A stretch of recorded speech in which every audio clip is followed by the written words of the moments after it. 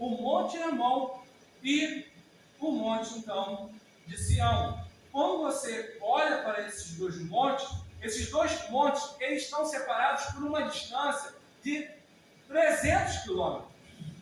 Consegue imaginar o que é 300 quilômetros?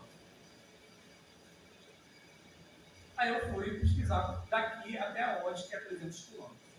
300 quilômetros vai daqui de Paciência até uma cidade em Minas Gerais chamada Barbacena.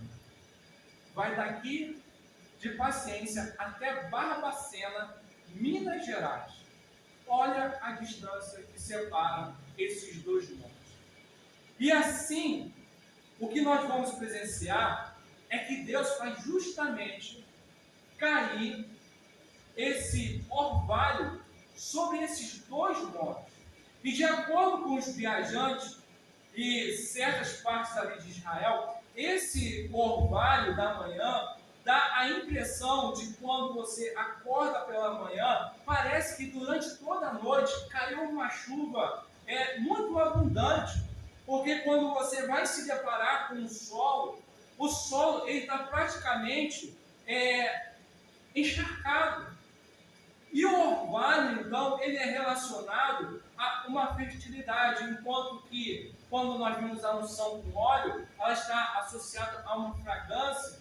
Por quê? Pois a união do povo de Deus é como diz o rei Davi, ela é boa, ela é agradável. Quando nós falamos de orvalho, o que tem que vir na nossa mente também?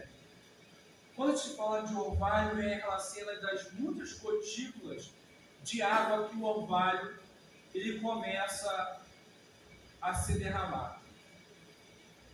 Só que quando você olha para essas gotículas, talvez você não dê muito valor para elas. Mas imagine essas gotículas agora milhares e milhares de vezes em formação. Essas gotículas, que são milhares e milhares, elas são tão incontáveis como as estrelas nos céus, que formam assim, então, a unidade do povo de Deus e que traz consigo um resultado muito maravilhoso. Essas gotículas que, ao se unirem, elas vão formar uma poça, elas vão formar um córrego, elas vão formar um rio. E quando nós olhamos para a nossa vida espiritual, a nossa vida devocional, e quando cada um de nós fazemos parte dessa gotícula, quando nós oramos e unimos as nossas orações, elas vão então dar essa grande formação, essa grande proporção para as nossas vidas, para o nosso dia a dia. Elas vão formar então esse grande rio. Deus então derrama sobre o seu povo a sua bênção.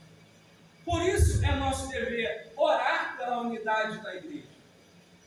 Nós bem sabemos que Deus escolheu Israel. Deus escolheu o tabernáculo. Deus escolheu o templo como referência da sua presença. Mas, quando chegamos no Novo Testamento, com a morte e ressurreição de Jesus Cristo, agora a igreja é quem realiza a missão de Deus de propagar que existe um só Deus e que enviou o seu Filho para perdoar os pecados, para nos dar a salvação e a vida eterna, e que ainda enviou o seu Espírito Santo para fazer com que cada um nos lembremos disso tudo. O pastor Charles Spurgeon, ele diz assim: o lugar escolhido para a bênção, uma igreja unida, uma igreja molhada com o orvalho do Espírito. Que bênção para o mundo que há um lugar ordenado para a bênção. A comunhão fraterna reconhece que Deus é o Pai e Cristo é o Redentor de todos os crentes igualmente. Reconhece a unidade na fé como sendo a verdadeira base de comunhão, não riqueza, posição social ou talento. Crê que o menor membro é essencial ao completamento do corpo de Cristo